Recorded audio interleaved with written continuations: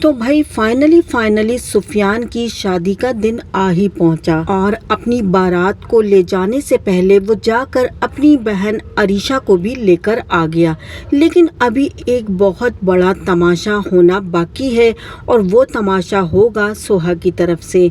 سوہا جو کہ شیرین کی بڑی ہی لاڈلی بہو ہے اور آتے ہی وہ شہرین کے ساتھ کیا کرنے والی ہے، لیکن ابھی بارات میں کیا ہوگا، نکاح سے پہلے نائلہ کون سا تماشا لگانے والی ہے۔ ادھر عامر اور فضا کا معاملہ کافی زیادہ اٹک گیا ہے۔ دیکھا جائے تو فضا نے بڑی ہی عقل مندی کا مظاہرہ کرتے ہوئے عامر سے صاف صاف دو ٹوک لہجے میں کہہ دیا کہ جب تک نکاح یا شادی کی بات نہیں ہوتی تب تک نہ تو تم مجھ سے ملو گے اور نہ ہی گھر آؤ گے۔ تو یہ تو ہو گیا، لیکن اس کے بعد عامر کیا کرے گا؟ کیا واقعی وہ اپنے باپ کو مجبور کرے گا کہ چلیں اور میری شادی کی ڈیٹ فکس کرے، یا اس سے پہلے ارسلان ہی عامر کو راستے سے ہٹائے گا؟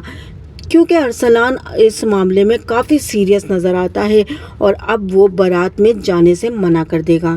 وہ ایک بار پھر شیرین کو یاد دلائے گا اور اسے بلیک میل کرے گا اور کہے گا بھائی کی بارات میں اگر آپ مجھے لے جانا چاہتی ہیں تو اس سے پہلے آپ کو فضا کے گھر چلنا ہوگا اور معافی مانگنی ہوگی، ورنہ بہت برا ہو جائے گا، سب کچھ ختم ہو جائے گا مام، میں آپ کو بتا رہا ہوں۔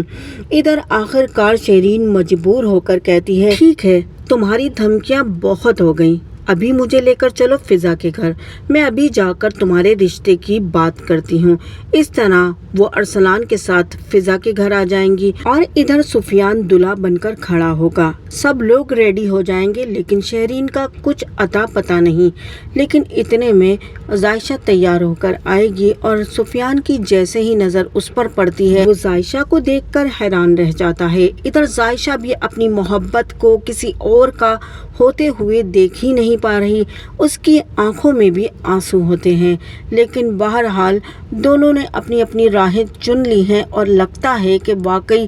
اب کے سفیان نکاح نامے پر سائن کر کے سوہا کو گھر لے ہی آئے گا۔ نکاح کے ٹائم پر سفیان سے جب پوچھا جاتا ہے کہ حق مہر کی رقم کتنی ہونی چاہیے تو لڑکی والوں کی طرف سے ایک بہت بھاری رقم کی ڈیمانڈ ہوتی ہے، جس کو پورا کرنے کے لیے سفیان آخر کار حامی بھرے گا یا نہیں۔ شیرین کیا اس پر آپشن اٹھائے گی؟ نائلہ تو اڑ جائے گی کہ اس کی بیٹی کا مہر اتنا ہی ہوگا۔ اب یہاں پر حامد صاحب تو ویسے بھی کسی قابل نہیں رہے، لیکن شیرین پر بہت بوجھ آ گیا ہے اور مجھے لگتا ہے شیرین کو اب ہارٹ اٹیک ہو جانا چاہیے، کیونکہ دونوں ہی بیٹوں کی طرف سے وہ بری طرح پریشان ہے اور اب جس چیز کو وہ اپنے گھر لے کر آ رہی ہے اس کے بعد شیرین کو ہارٹ اٹیک آنے سے کوئی نہیں روک سکتا، کیونکہ سوہا کے ارادے بہت ہی خطرناک معلوم ہوتے ہیں۔